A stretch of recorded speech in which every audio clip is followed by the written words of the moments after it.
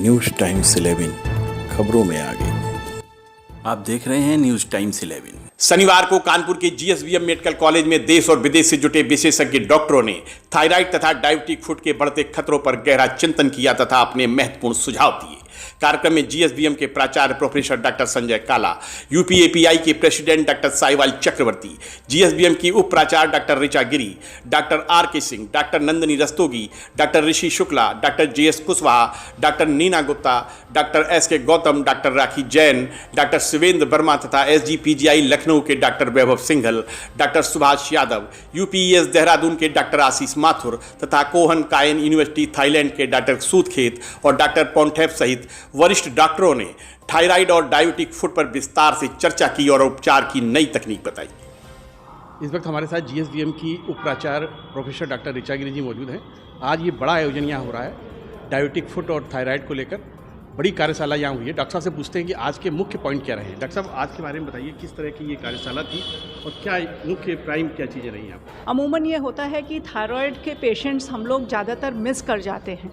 तो जैसे कि हम लोगों ने एक कंजेनाइटल हाइपोथायराइडिज्म बताया कि बच्चों में कैसे हम लोगों को ये चीज़ शुरुआत से ही देखनी है जिससे कि उनका मेंटल रिटार्डेशन ना हो, नहीं तो वो मंदबुद्धि आगे तक वो क्लास में अच्छा नहीं करेंगे।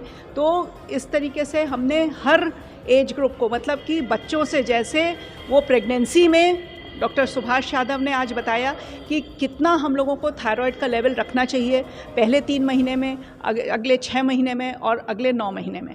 तो इस तरीके से हम लोगों को उतना मेंटेन करके रखना ही रखना है। डॉक्टर साहब, क्या लेटेस्ट क्या है थायराइड से हार्मोन्स डिस्टर्ब ना हो, शरीर के लिए घातक ना हो, क्या करना चाहिए लोगों को? एक चीज़ बहुत क्लियर है कि फिजिकल एक्सरसाइज का कोई आंसर नहीं। फिजिकल एक्सरसाइज अगर आप लोग रेगुलरली करेंगे तो डेफिनेटली जो है सारी बीमारियां, चाहे शुगर हो, थायराइड हो, कोई भी बीमारी कंट्रोल में रहेगा। दूसरा, नमक जो आयोडाइज्ड होना चाहिए। आजकल तो वैसे आयोडाइज्ड नमक ही ज़्यादातर लोग खा रहे हैं, तो आयोडीन की मात्रा भी नमक में पर्याप्त मात्रा में होना चाहिए। डॉक्टर साहब, जीएसवीएम में कुछ नई बात होने वाली है थायराइड को लेके या डायबिटिक फुट को लेकर? कुछ नई क्योर की अगर हम बात करें तो कुछ रिसेंट कुछ? जी हाँ, मैं 2-3 चीज़ बताऊँ। थायराइड को लेकर के हम लोगों ने ऐसे कर दिया है कि गायनिक डिपार्टमेंट में, और चूँकि हमारा पीडियाट्रिक गायनिक डिपार्टमेंट कंबाइंड है, तो हम लोग compulsory neonatal as well as जो प्रेग्नेंट फीमेल हैं उनकी कंपल्सरी टेस्टिंग और वहीं पे कलेक्शन ले करके सबकी टेस्टिंग करेंगे, ताकि ऐसी लेडीज़ और ऐसे बच्चे शुरुआत में ही पकड़ में आ जाएं, ताकि इसका आफ्टर इफेक्ट बच्चों पे और मदर पे ना पड़े। एक बात। दूसरी बात, रिगार्डिंग आप थेरेपीज़ की बात कर रहे हैं, तो हमारे पास में जो डायबिटिक फुट के लिए हम हाइपरबैरिक ऑक्सीजन थेरेपी जिसको कहते हैं, वो हमारे पास में उसके लिए पैसा अप्रूव गवर्नमेंट कर चुकी है और जल्दी हाइपरबैरिक ऑक्सीजन थेरेपी हमारे पास में आ जाएगी। इसके अलावा हम एक डायबिटिक फुट लैब भी स्थापित करना चाह रहे हैं डॉक्टर शिवेंद्र के अंदर में, जो हमारे एंडोक्राइनोलॉजिस्ट हैं, क्योंकि हमारे यहाँ 10 सुपर स्पेशलिटी खुल चुकी हैं।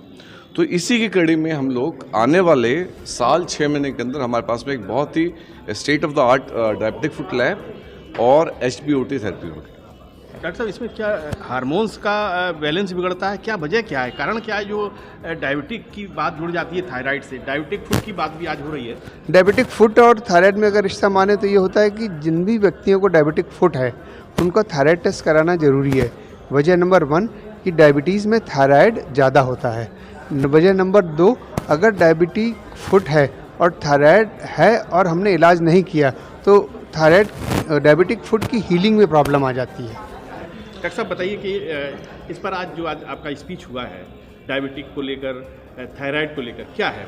तो बेसिकली क्या है कि आजकल हाइपोथायराइडिज्म मरीज़ जो बहुत कॉमनली थायराइड की दवाइयाँ खा रहे हैं, लेकिन उनके बावजूद भी उनकी प्रॉब्लम सॉल्व नहीं हो रही है। वो तरह तरह के डॉक्टर के पास जाते रहते हैं, उनकी फिर भी प्रॉब्लम सॉल्व नहीं हो रही है। तो मार्केट में बहुत पहले ड्रग आती थी, अब उसका यूज़ दोबारा स्टार्ट होने की कोशिश हो रही है। क्या नाम था उसका? उसका लियोथायरोनिन नाम से आती है ड्रग, डिफरेंट कंपनीज बनाती हैं। वो थायराइड के लिए या डायबिटिक के लिए? थायराइड के लिए है बेसिकली। तो जिन मरीज़ों को थायराइड की वो जो शीशी वाली गोली जो आती है, वो खाली पेट खाते हैं, उनसे आराम नहीं मिल रहा है, तो उन पेशेंट्स में हम ये ट्रायल कर सकते हैं। तो इसी के लिए हम लोग पेशेंट में ट्राई करके उनमें देख सकते हैं कि उनमें इम्प्रूवमेंट आ रहे हैं या नहीं आ रहा है। थायराइड का हार्मोन्स का सिस्टम ना बिगड़े, ना कम हो ना ज़्यादा हो, और डायबिटिक फूड पे भी इसका असर ना पड़े, क्या चीज़ होनी चाहिए? डायबिटिक फूड के लिए तो मैं ये कह सकता हूँ कि शुगर अच्छी कंट्रोल होनी चाहिए और डायबिटीज़ के कारण कोई कॉम्प्लिकेशन नहीं हो रही, जैसे नसों पे असर तो नहीं हो रहा है, पैर सुन्न तो नहीं हो रहा है, ये सब अगर आदमी ध्यान से दें और उसके बारे में बताए गए परहेज करे तो डायबिटिक फूड होने के चांसेस एकदम कम होते हैं। डॉक्टर साहब एक चीज़ और मैं जानना चाह रहा हूँ, थायराइड बढ़ने से डायबिटीज़ गड़बड़ होती है, डायबिटीज़ बढ़ने से थायराइड गड़बड़ होता है, ये थोड़ा सा नहीं, जैसे ना कि अगर थायराइड बहुत ज़्यादा बढ़ा है तो हो सकता है शुगर थोड़ा बढ़ जाए, लेकिन एक तरह की डायबिटीज़ होती है जिसको टाइप 1 डायबिटीज़ कहते हैं, जो अक्सर कम उम्र में होती है और जिसमें उसको ट्रीट करने के लिए इंसुलिन की ही आवश्यकता होती है। वैसे पेशेंट को हाइपोथायरायड होता है जिसमें थायराइड हार्मोन की कमी हो जाती है, तो वो थोड़ा कहीं आपस में कनेक्टेड हैं। आज के रीसेंट एडवांस क्या रहे जो आज की चर्चा में शामिल थे? देखिए, रीसेंट एडवांसेस, एक नई ड्रग आई है, अभी तक हम लोग एल-थायरॉक्सिन देते थे, एक नई ड्रग आई है T3 जो इसका हाफ लाइफ मतलब कि बॉडी में लेने के बहुत 15 ही मिनट के बाद उसका इफ़ेक्ट ख़त्म हो जाता था, लेकिन अब एक ये नई ड्रग लेनॉर्मा करके आई है जो कि जिसका कि हाफ लाइफ ज़्यादा है, तो वो अब हम लोग डायरेक्ट T3 हम लोग मरीजों को दे सकते हैं। ये थायराइड के लिए है? थायराइड के लिए। थायराइड के लिए। थायराइड के लिए। इसको थायराइड कम के लिए है या ज़्यादा के लिए? नहीं, जब कम हो जाए, कम होए तो हम लोग उसको सप्लीमेंट करने के लिए ये देते हैं।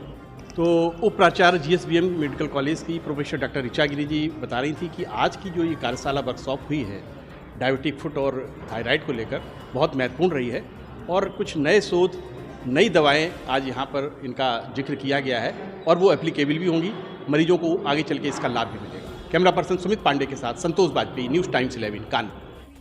ऐसी ही तमाम महत्वपूर्ण खबरों को देखने के लिए चैनल को लाइक और सब्सक्राइब जरूर करें।